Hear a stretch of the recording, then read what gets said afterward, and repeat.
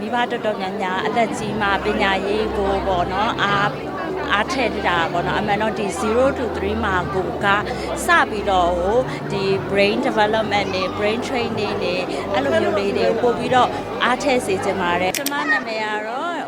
Rose ခင်မီဝင်းဖြစ်ပါတယ်ရှင်ကလေးနာမည်လေးကတော့ရှင်းရှင်းလို့ခေါ်ပါတယ်ရှင်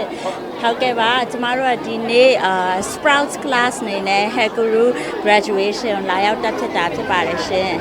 ကျမကလေးကတစ်နှစ်နဲ့10လရှိပါပြီရှင်ဟုတ်တမ Heguru မှာသူ8လ9လသားတည်းကကျမစထားဖြစ်တာဖြစ်ပါတယ်ရှင်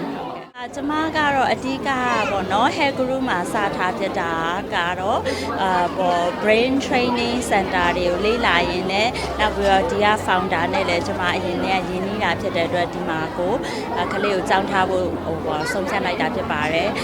ဒီတစ်နှစ်ကျော်ပေါ့နော်ကျမတို့အခုတက်တာဆိုတစ်နှစ်ဝန်းကျင်လောက်ရှိပါပြီကလေးရဲ့တိုးတက်မှုကအာယုံစူးစိုက်မှုတွေပိုကောင်းလာတယ်မှတ်ဉာဏ်တွေပိုကောင်းလာတယ်ကျောင်းမှာဆိုလို့ရှိရင်လည်းသူက activity တိုင်းကိုစိတ်ပါဝင်တစားလုပ်လာတယ်ပေါ့နော်အထူးသဖြင့် flash card တွေဆိုလို့ရှိရင်လည်းသူတေချာကြည့်တယ်ပြီးလို့ရှိရင်တချင်းတွေဆိုလို့ရှိရင်လည်းသူတေချာလိုက်ပြီးတော့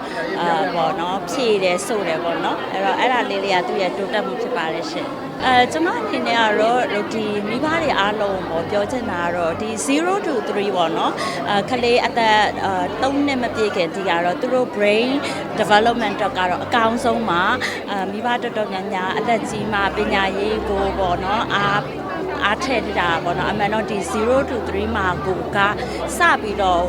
ဒီ brain development နဲ့ brain training နဲ့အဲ့လိုမျိုးလေးတွေကိုပို့ပြီးတော့အားထည့်စေချင်ပါတယ်အဲ့ဒါကြောင့်ဒီလိုခလေးငယ်တယ်လာတာနေစပြီးတော့ Heguru ကျောင်းနေလိုမျိုးမှာလာပြီးတော့ထားစေချင်လို့ပါတယ်ရှင်